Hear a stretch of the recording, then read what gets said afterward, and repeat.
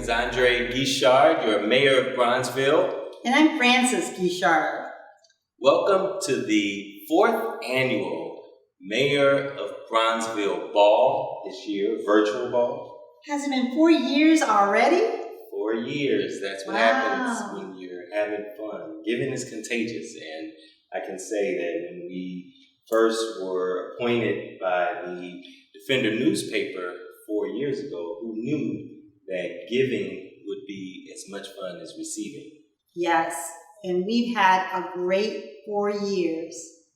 So tonight, instead of the big all-white party in August that many of you have come and some of you we see are here tonight virtually, we're having a virtual ball because it was always a party with a purpose to raise money to give to nonprofits that help young people in the Bronzeville and surrounding community as well as the Pillars. Yes. And this year, we are again sticking with our planks of acknowledging Pillars, progressive businesses in the Bronzeville community, and also donating to 2 nonprofits in the neighborhood. Before we announce our 2020 awardees, we'd like to give you a little history about the Mayor of Bronzeville. Is that right? The Mayor of Bronzeville is part of Bronzeville's rich history and culture. Created by Jimmy Gentry in 1930 while working at the Bee newspaper, it didn't catch on until 1934 while working at the Chicago Defender.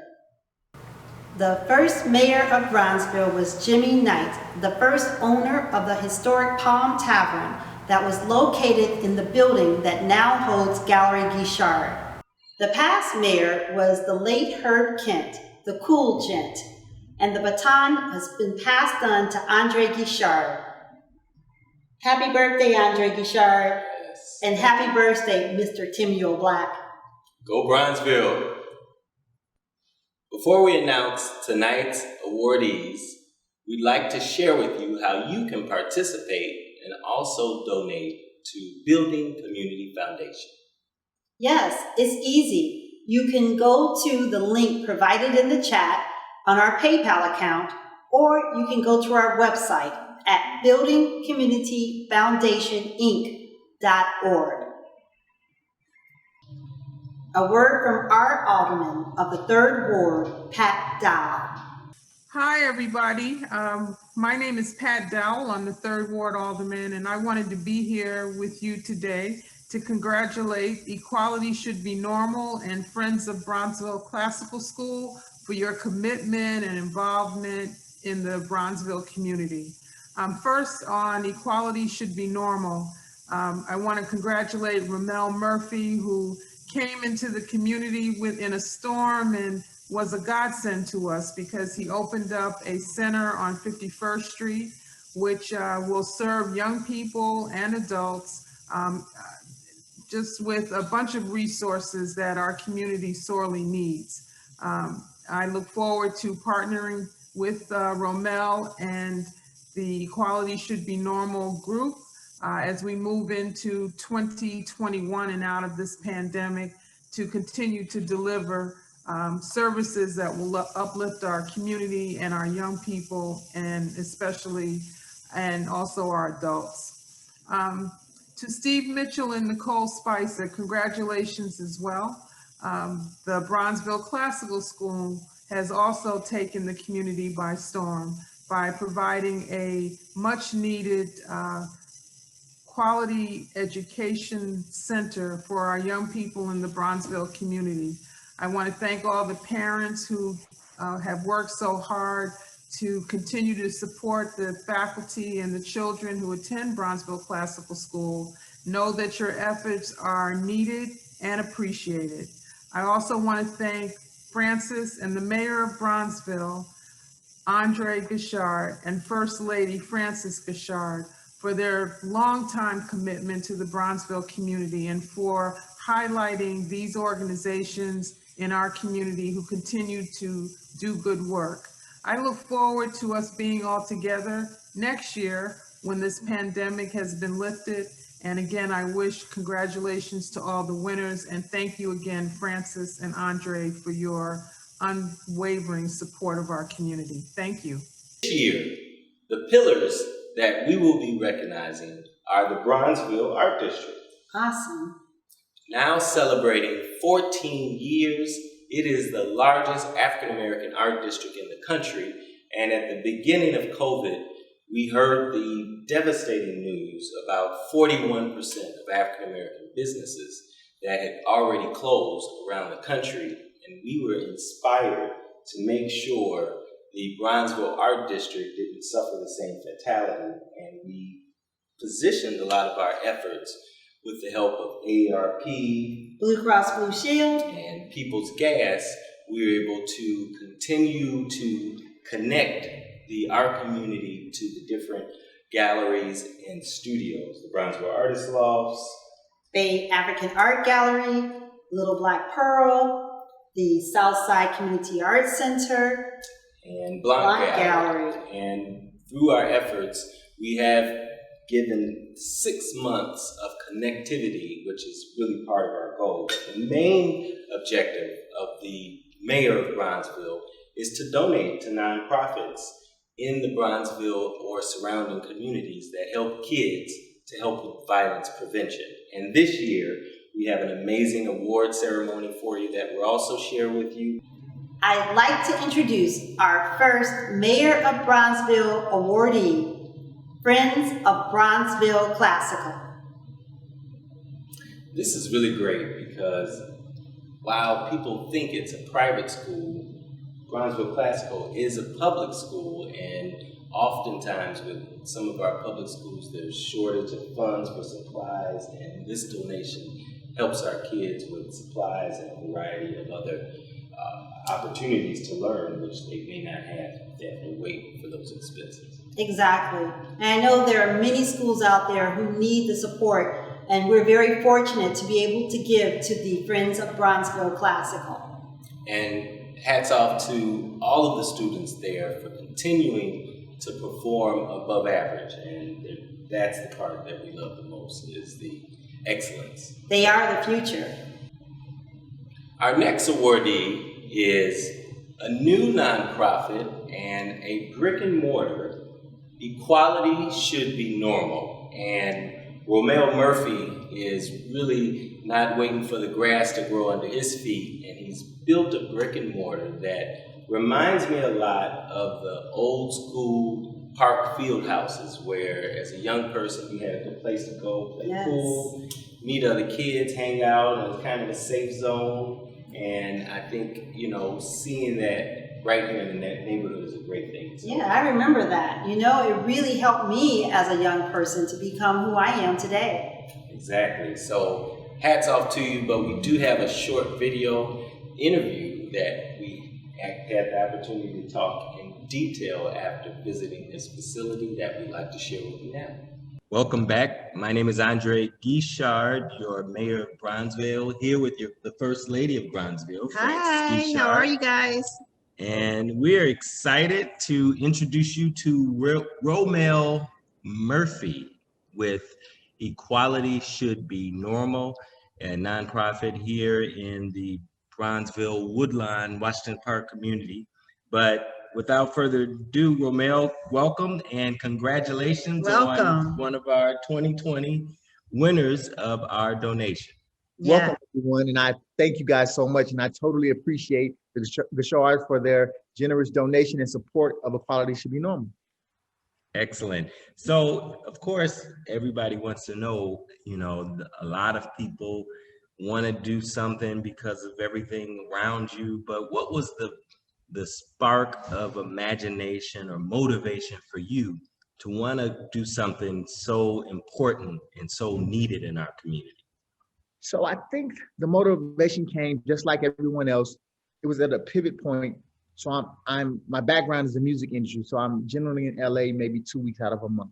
So when COVID hit, the pandemic, George Floyd, and everything shut down, I was at a standstill in Chicago.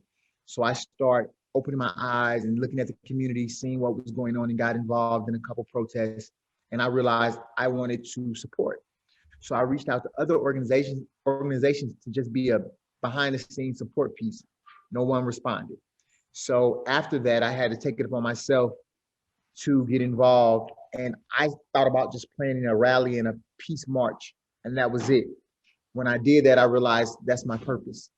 And from that, June 19th, Equality Should Be Normal was birthed, and then it just took off. And I know it's divine because everything is aligning up, and it's easy. So I'm learning that when you're in God's will and His purpose, things happen easily because the relationships, the doors, the connections, it's just been a free fall. Excellent. Yes. It's a divine order, as you said.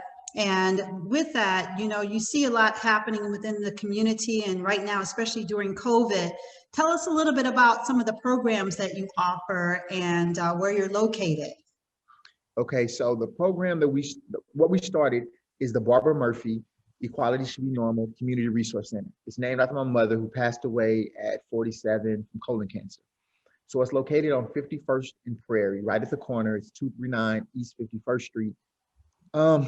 Programs we offer now. So because of COVID, it's kind of a mock schedule, but Monday, Tuesday, Thursday, Friday, 10 to 6, you can drop off any essential goods. We only want new because of COVID, and we want to give them the best, the people in need. Now, Monday, Tuesday, Thursday, Friday, 1 to 3, we hand out those essential goods, as well as hot meals from Girl in the Goat restaurant in West Loop. It's a partnership with World Central Kitchen. And if you're familiar with Girl in the Goat, Stephanie Iser, Top Chef winner. So we give the community good food, well-balanced, essentials. It's always a vegetable. So we give that out Monday, Tuesday, Thursday, Friday. On Wednesday, we partner with Mariano's and we give out 150 grocery bags.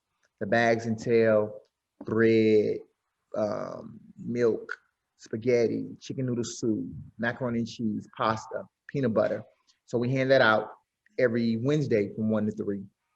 And so that's what we're doing right now. And we also have a Wellness Wednesday with Mind Empowered Counseling. It's a Black-owned, Black-founded mental health therapist group based in Homewood, and they have an office in Hyde Park. And they blessed us, and they opened a satellite office here in ESBN. So every Wednesday is Wellness Wednesday. Right now, you can call in or do a virtual 30-minute session, anything from PTSD, any trauma, sexual, domestic violence, family, child therapy. They're certified, approved, and they offer 30-minute sessions free Wednesday, 9 to 5. You can sign up for that at therapy@equalitysshouldbenormal.org. So that's what we have right now. Now, when the COVID clears, hopefully in a month or so, we'll offer Makeover Mondays. Every Wednesday, anybody in the community, come and get a free haircut. We have a real barbershop. It's not sitting in your kitchen chair. It's a real barbershop. On Tuesday, we offer Technology Tuesday. It'll be a 10-week course, and we'll restart it after every 10 weeks. It's 2 hours every Tuesday from ages 13 to 17. You'll get a certificate to be certified to create video games or applications. So in today's climate, how tech is so big, that's a gift because colleges ain't for everybody. And plus 13 to 17, they're still in high school. In the summer, they can intern with tech firms. And then Friday will be Financial Literacy Friday. And we're blessed to have a family friend who is a partner in a hedge firm downtown Chicago. And then she will teach financial literacy to banking, creditworthiness, because in the Black community, what we don't teach our children at a young age is the importance of credit and savings. That is what creates wealth. Not like our rappers, athletes, they're rich, but that's not wealth. Wealth is something you can pass down generation on generation, and you can teach people to create their own. So that's the knowledge we want to give on Friday. So that's our schedule at the Resource Center. When it opens up fully, it's all ready to go. We just got to wait till the city kind of lighten the guidelines. And that's what we do. Well, Romel, tell us a little bit about how people can get in touch with you and donate to you. So I ask everyone, please follow us on Instagram. It's Equality Should Be Normal. Twitter is Equality SB Normal. Our website is equalitysshouldbenormal.com. You can donate. You can volunteer, you can learn about us and see press clippings, everything that we've done and what we continue to do. As a nonprofit, donations are very important, so we appreciate those. But in this time, I know it's holiday season, I know it's pandemic, volunteers are just as important, if not more right now. I need volunteers, please, because Monday through Friday, we're here every day, we're restocking stuff, we are handing out meals 1 to 3, and a lot of times it's just me. So please, any volunteer, the sign-up sheet is on the website, equalityshould-be-normal.com. And when you come, it's not constant traffic. So you have downtime to work on your Wi-Fi. We have Wi-Fi. We have pool tables. We have TV. So you have downtime to kind of just relax. It's not a constant stand on your feet. I'm gonna just work you to death. It's just a relaxing. So I please ask that you guys come and volunteer. And also another event we have coming up, Christmas on 51st Street. I forgot about that. On Christmas Day at noon, after everybody opens a few gifts with their family, we will be on 51st and Prairie. We will have Black Santa. We will have Christmas trees. We will have over 300 gifts wrapped pink for girls, blue for boys, because we're partnering with Jack and Jill of the Lakeshore chapter. We will be distributing toys from ages 4 to 17. So bring your kids out, a DJ, pictures, Black Santa, Christmas tree, and come get a Christmas gift. We have volunteers. If you want to donate, we have a Target registry. It's Equality Should Be Normal. The Target registry, you can send the toys from Target straight to us. Please support and just stop by, blow a horn if you drive past 51st and Prairie on Christmas Day. Thank you. Wow. Wonderful. Amazing, Romeo. I must tell you, you know, this whole giving for us with the Building Community Foundation, our 501c3, for giving to other nonprofits like yours really has become contagious, because this reminds me of the old school community centers and field houses in the parks where, you know, you can go and, you know, we've been in your facility and it's amazing, but it's modern, it's high tech. Kids can play PlayStation, they can play pool, they can, you know, learn, and all the other things that you mentioned. So it's kind of the old field house 2.0, you know, it's a lot more exciting. Right, a safe space. They can get mentoring and tutoring and all of those things that are really necessary in our community. And I really applaud you. I think we applaud you for what you're doing out there. We'll definitely spread the word and make sure people know about it on 47th Street and around Bronzeville.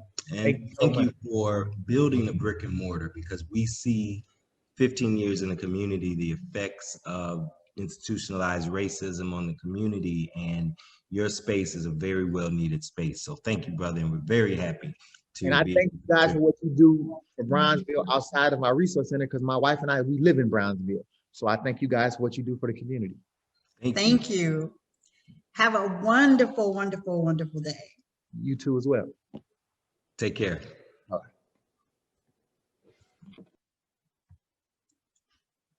So now, what we've all been waiting for. Yes. The conversation with Timuel Black, 102 years old, a resident here in Bronzeville, and I think I love the most, the center of the universe, which is what he described 47th Street as. What a blessing to be 102 years old and to be able to impart knowledge and information and history about Bronzeville. You're going to love it. This is a true griot moment where history is being passed verbally. Enjoy. If you're ready, we'll go ahead and get started, Tim. And this is the Mayor of Bronzeville annual ball. We're actually holding it virtually because of COVID, but we thought it was so important as part of the celebration to include you in your birthday and help just the world understand what Bronzeville was and why. I've heard you say it before. Why would you say 47th Street was the center of the universe? And we're at the Bronzeville Artist Loft, which used to be the Ben Franklin store next to the Palm Tavern. If you could just start off by telling us a little bit about the history of 47th and why you felt it was the center of the universe. Well, let's deal with the title. Those of us, and that was not my creation, the title, those of us who lived in a segregated community, racially segregated, could go to that street that evolved on the south side, 47th Street, and we could enjoy the culture, the places where we could purchase what we needed and wanted. We didn't have to go downtown. And so someone humorously coined that street, 47th Street, as the center of the universe. We could get entertainment, we could buy clothes, we could vote, we could do whatever human beings in the urban area needed to do. We could do that on 47th Street, roughly from what we now call the Rosen Wall, which was the Michigan Boulevard Apartments. That was at 47th and Wabash to State and Michigan, all the way to Cottage Grove, where the Jones brothers, part of the policy kings, business people, had a nightclub and a hotel on Cottage Grove. So we could stroll down 47th Street and feel that we were traveling to the center of the universe, as it was labeled, not have to go anywhere else for enjoyment, for purchasing what we need, the shopping centers and all the entertainment, the Regal Theater, the Metropolitan Theater, all of that was along or close to 47th Street. So someone humorously called it the center of the universe. I love it. That's awesome. What kind of people might you see on that street if you took a stroll from Wabash to Cottage Grove? Would you bump into anyone famous by happenstance? Well, the people in the Black Belt, as Robert Abbott had coined it, all of them practically knew one another, and particularly the young people who went to the same elementary and high school, Wendell Phillips, later DuSable, and all of the schools that we were forced to go to almost because we were not welcome at the schools outside of the Black Belt, roughly from Cottage Grove on the east and LaSalle on the west, from 22nd Street on the north to 63rd or 67th on the south. We knew one another, and we were part of the first great migration of African Americans, generally from Alabama, Georgia, Mississippi, Tennessee, fled the South for several reasons. One, to be like my dad, to protect people like my daddy against the Ku Klux Klan, which is now emerging again, and to be able to vote. And that was a characteristic of 47th Street people gathered to talk about who to vote for. To be able to vote, to be able to send the children to school, and we used to brag about how well we were doing in school. And the mothers, particularly the mothers, would brag about their children getting ready for Phillips and DuSable and other schools to go to college.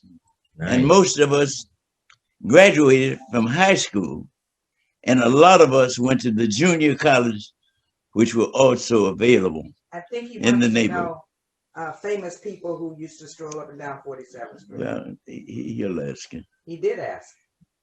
Well, the famous people, the musicians, Duke Ellington, Louis Armstrong, Nat King Cole, all of those kind of music, Bessie Smith, Mamie Smith, frequented the musical and talked about the music at the Palm Tavern, which was located on 47th together. And we young people under 18 who couldn't go into the tavern for any reason except to be servants would stand outside those places and be treated like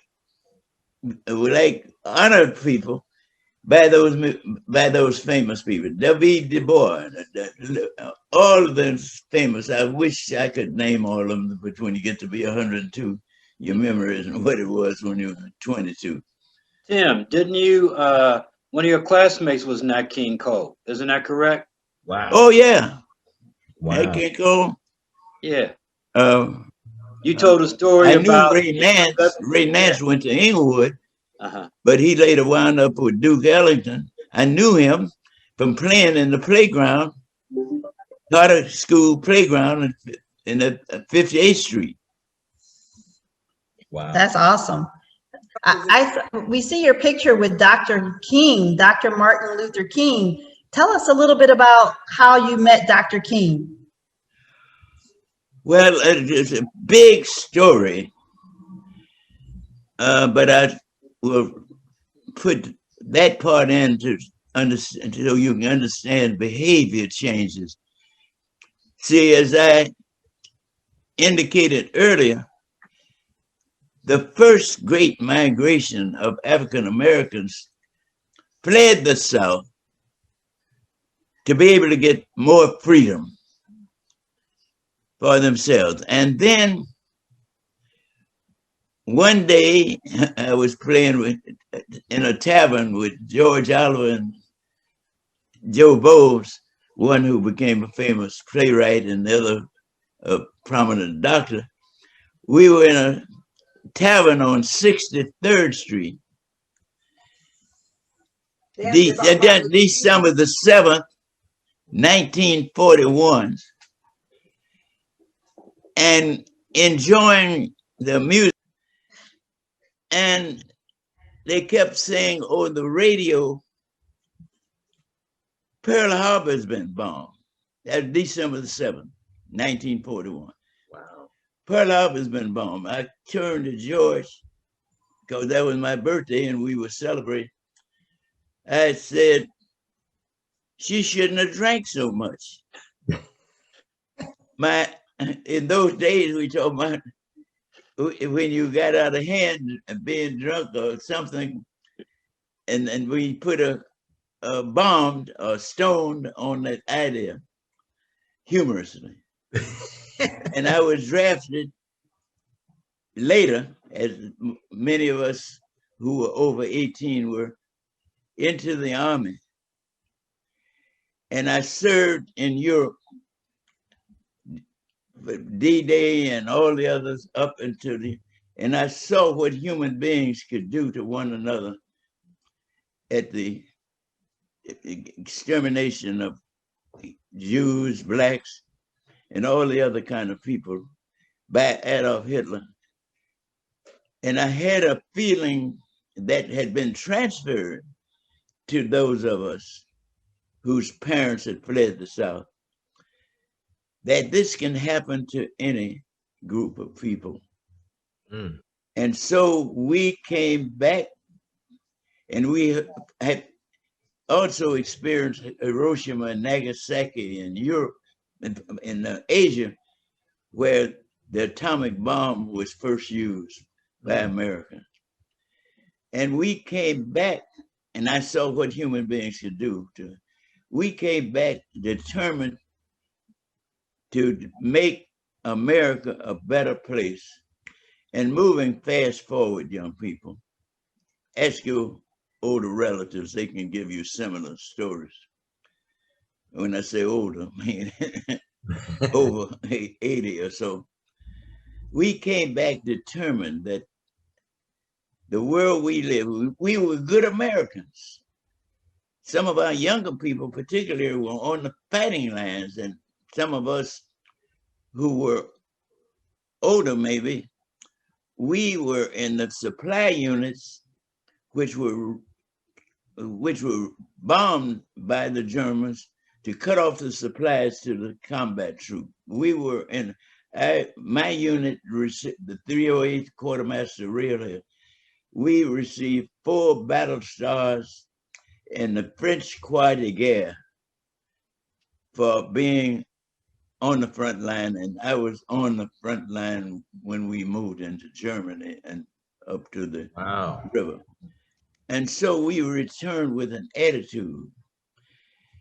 I went back to college, got my degrees, and was teaching, and was getting ready to celebrate my birthday. I forget the date. I don't forget the date, but I forget the year. December the 7th, I think 1956 or so. And I saw a young man on television who was a good-looking young man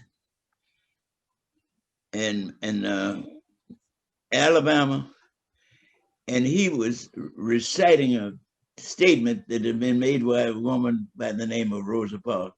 I'm tired. I'm tired of being segregated. I'm tired. I got on an airplane and went to Alabama to march with that group.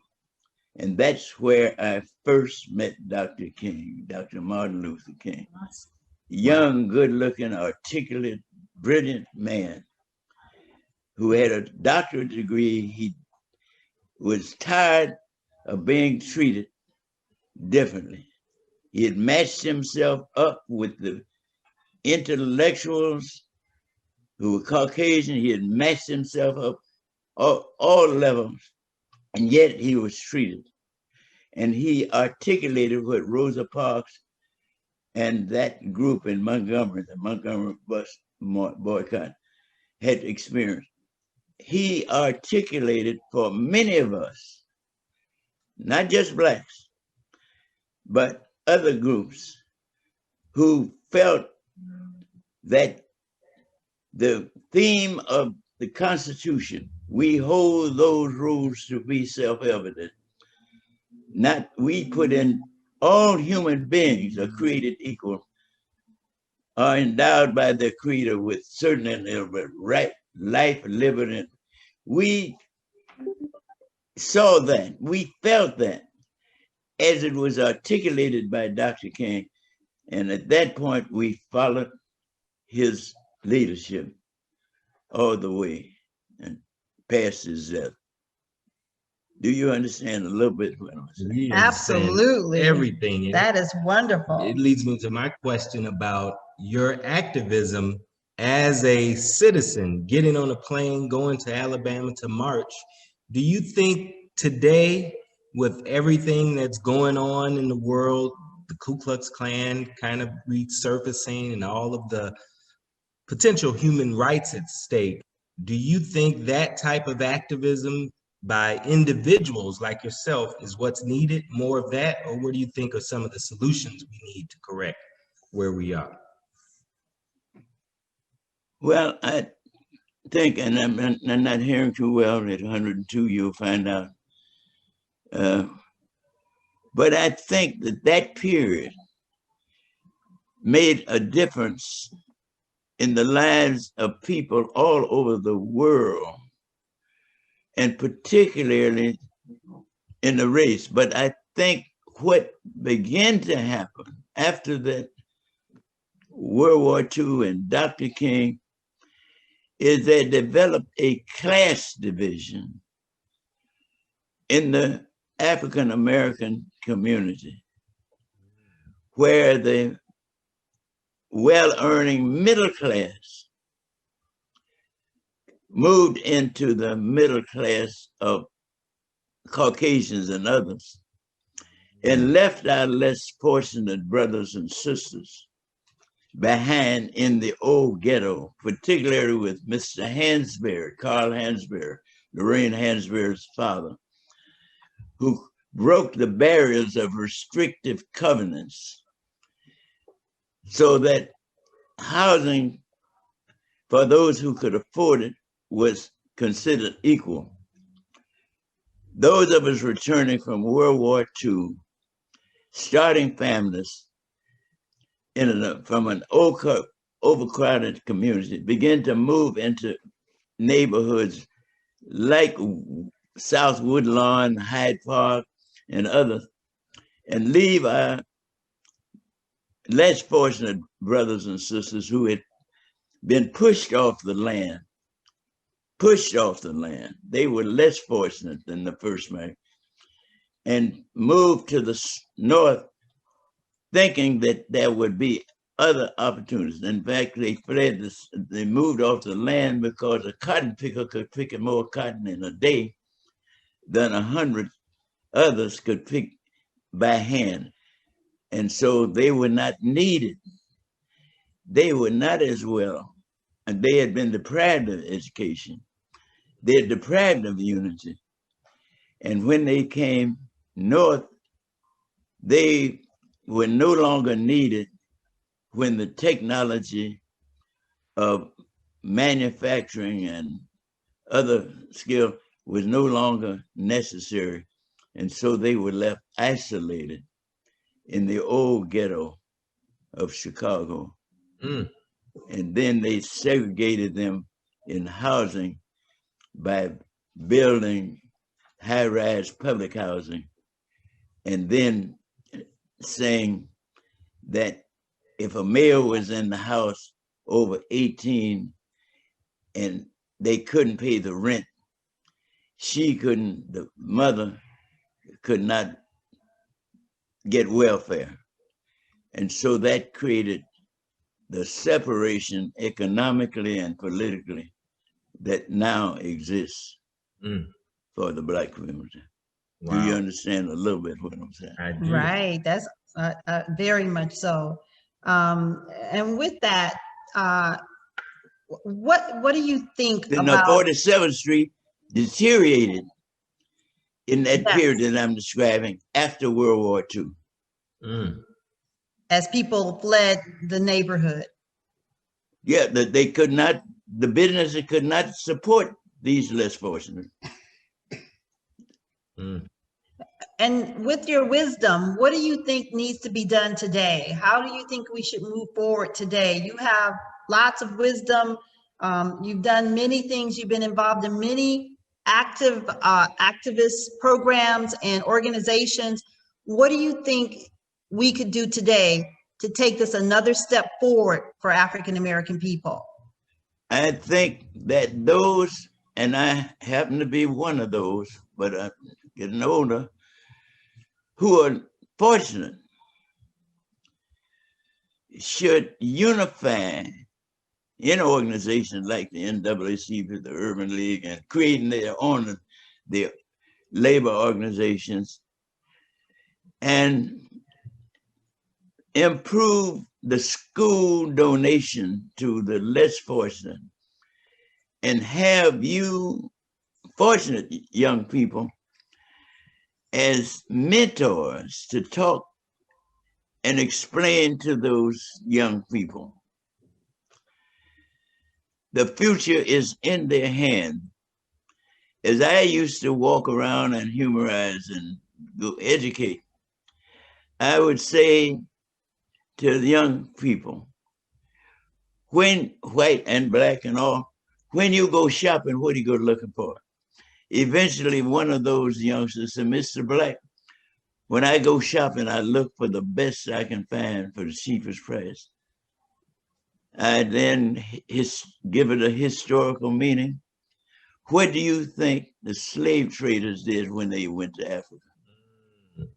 They got the cream of the crop. And some of those, and I could use numbers in the millions, some of those said, before I be your slave, I'll be buried in that grave. But your ancestors, you African ancestors, had faith in the future, and they said, I'm so glad trouble don't last always.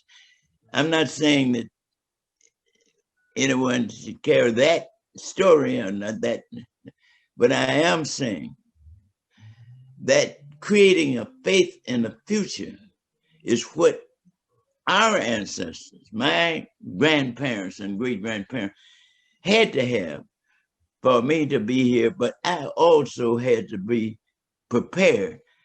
I had to believe that the door was going to open, and I had to be prepared to walk in. Now we have examples of that on all levels, but just on the political level, we can point at Barack Obama. Locally, we can point at Harold Washington, and we can use females as examples of that, and having the belief that the future is in their hands, but also having the knowledge, as Frederick Douglass had during the slave period, as he was being offered all kinds of offers. He who pays the fiddler calls the tune. And he was inferring that if you can be bought, someone will buy you to keep you from being. And as my daddy said, all you need, Maddie, talking to my mama, is pay the rent, get plenty of food, and then laughingly and saying, get plenty of toilet paper. Toilet paper. If you have those three items, you can be as independent. Now you may get more, but focus, as Frederick Douglass did, and he was able to tell Lincoln when the Union Army was losing the war, free the slaves and win the war. And Abraham Lincoln then issued the Emancipation Proclamation. And those young men, particularly, who fought in the Civil War and therefore won and made the possibilities of the future available to those who came later, of which I am a product. So in Chicago, at one time we controlled the political, the economic. I never worked outside of the black belt until I went to college. Didn't have to. You better hire me or we'd put you out of business.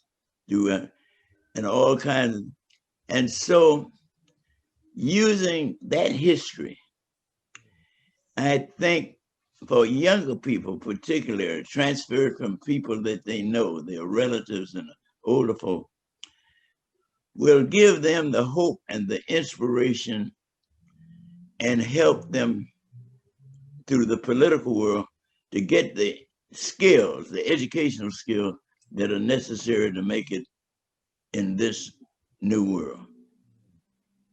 I'm not saying it's easy, but the ship rolls on, and we need to help our young people to help build that ship and then roll on with that ship.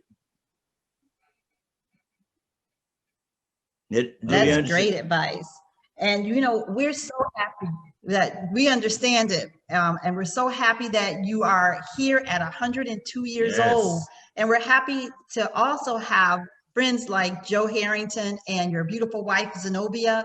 And I just wanted first, before I talk to Joe and ask him how he met you, how did you meet Zenobia?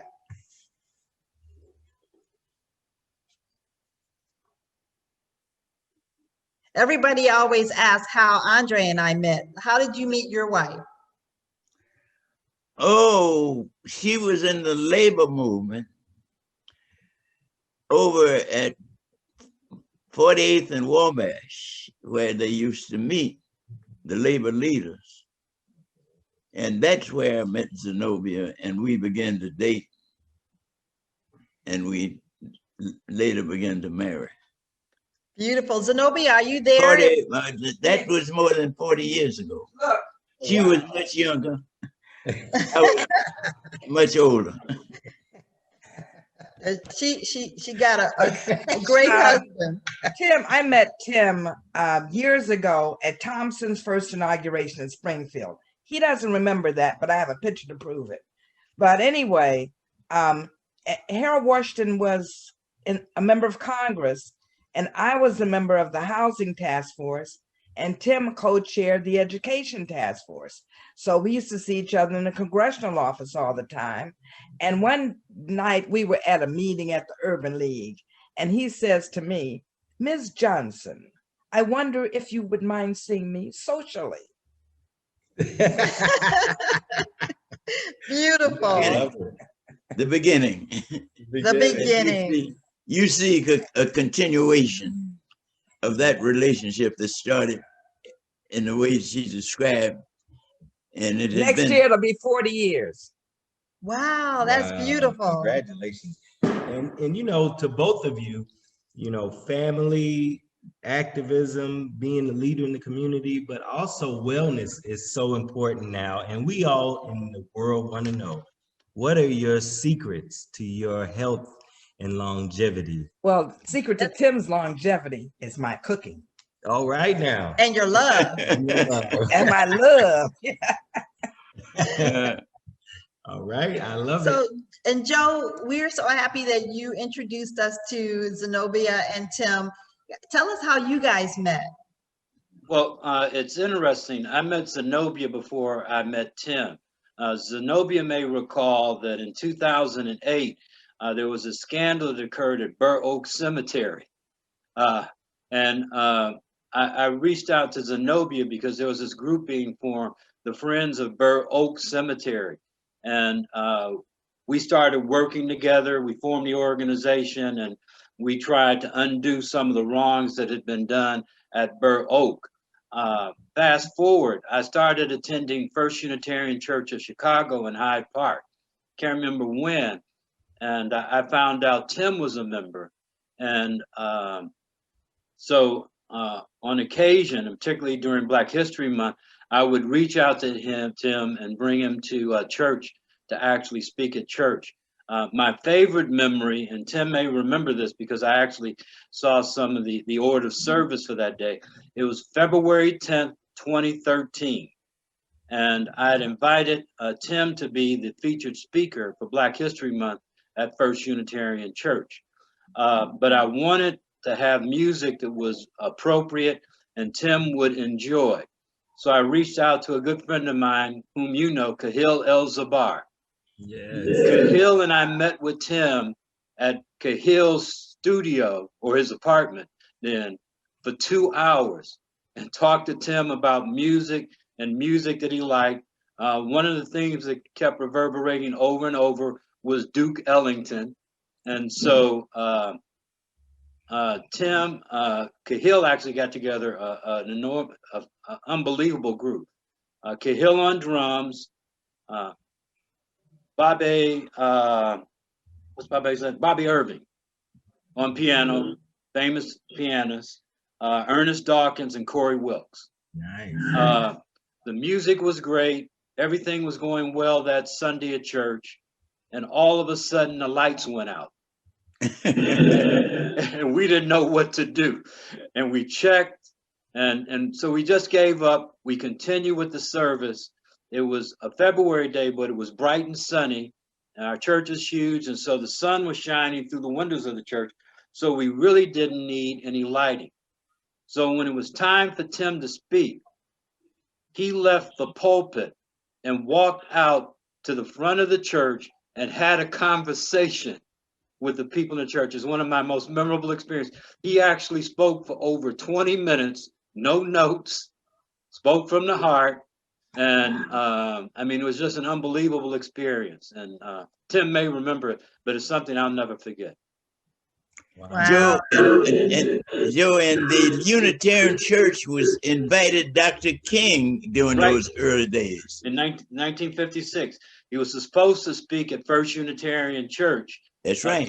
Tim extended the invitation. When word got out that Dr. King was coming, it was clear that First Unitarian Church couldn't hold all the people. So the speech was actually moved to Rockefeller Chapel on the campus of the University of Chicago. Wow. Thank you, Joe. Yeah, and so First Unitarian Church of Chicago has a rich history in terms of civil rights. And Tim met many of his contemporaries there. They went there too. It's also the church where the Chicago Children's Choir started, and Tim's children were members of that choir. Wow. Beautiful. Man, all I could say is, you know, knowing our history as African people and the importance of griots in their community, I can say we as a community and a city and country are blessed to have you still here to pass on this important history and life lessons. And I just want to say, we should carry the message, Katrina, we shall overcome. We shall overcome. And I thank you, Tim, for this time. And well, before you go, Andre, one more short story, because Tim touched on this, and I really didn't know it, but I went back and did the research. I grew up in Woodlawn, and I didn't realize that it was a Supreme Court case started by Carl Hansberry, fought by Earl Dickerson, that allowed, and Tim spoke about this, African Americans to move legally into South Woodlawn. That's where I grew up. It's Hansberry versus Lee. And the Hansberrys lived 2 blocks away from where I grew up. So we all have a history to build off on, to demonstrate that change can come. And I know Tim likes to talk about change all the time. Change can come. Change is going to come, and we're going That's to right. make Sounds that good. change. Thank you. Thank you, and happy birthday, Tim. 102. You're making it look easy. I guess 102 is the new 62, right?